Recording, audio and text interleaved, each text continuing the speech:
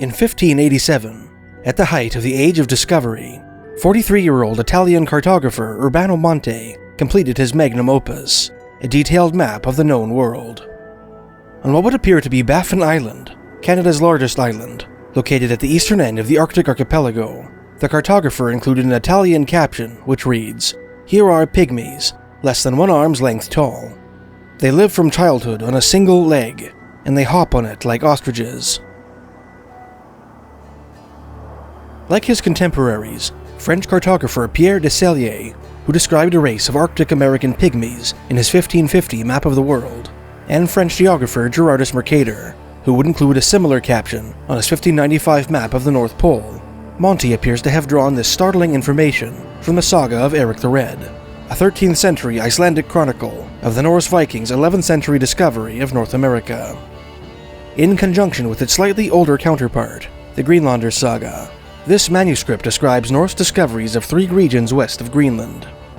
The northernmost of these was Helluland, a barren domain of Arctic foxes and flat stones, which some believe to be the eastern shores of Baffin Island.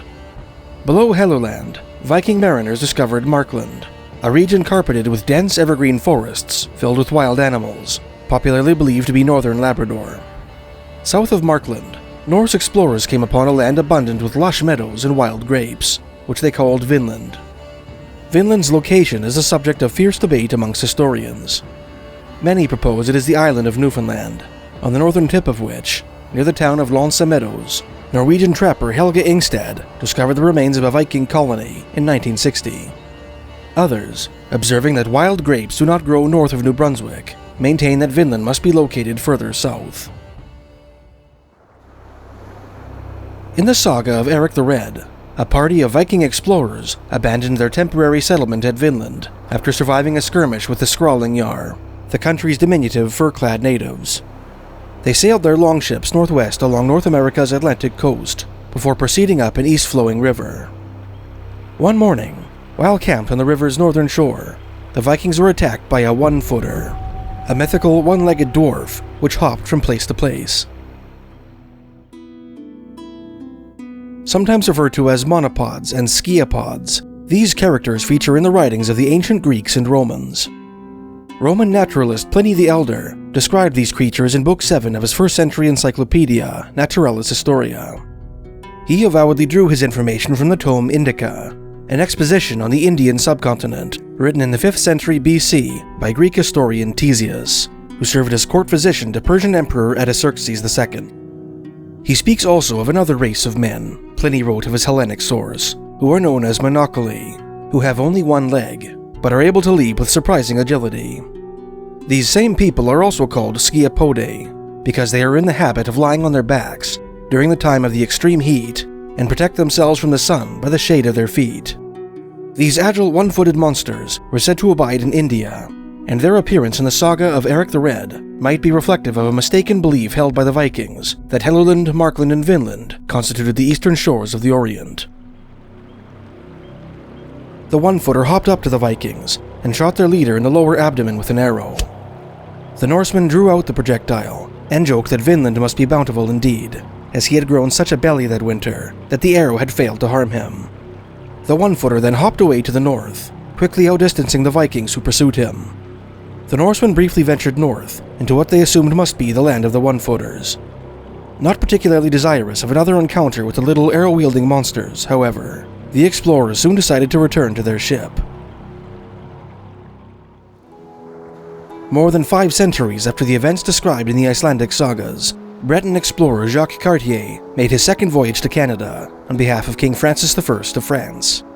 Guided by 2 Iroquois princes, whom they had taken aboard on the Gaspé Peninsula during their first transatlantic voyage the previous year, Cartier and his crew explored the St. Lawrence River, traveling as far as the Iroquois village of Hochelaga, near present-day Montreal, Quebec.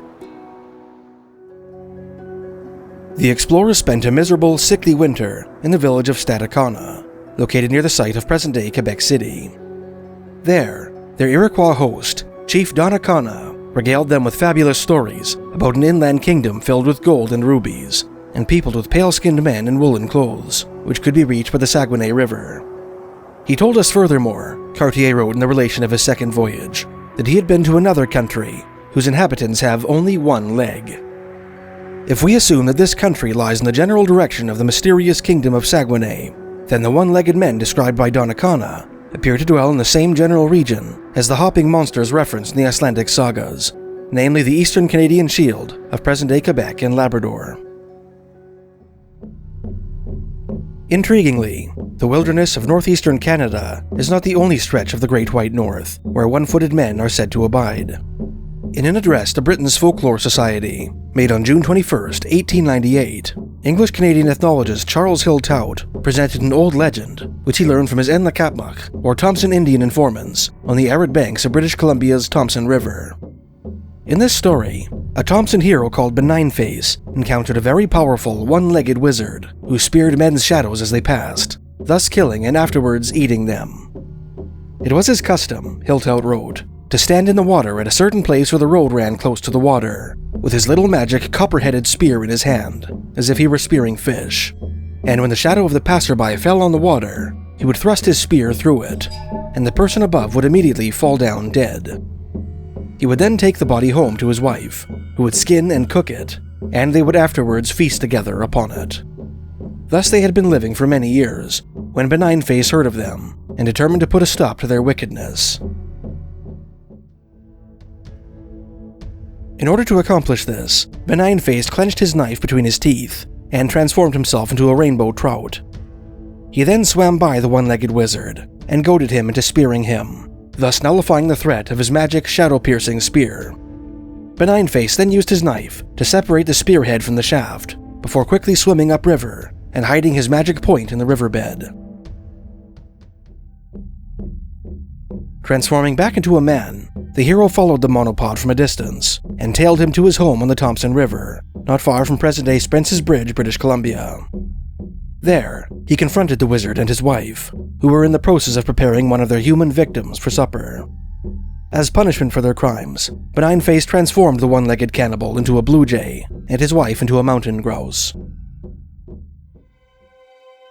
Though separated by thousands of miles of rugged wilderness, the tales of one-legged men found in the Norse sagas, Iroquoian oral tradition, and Thompson Indian legend share striking similarities, which hint at the disturbing possibility that there might be more to the notion than fireside fancy.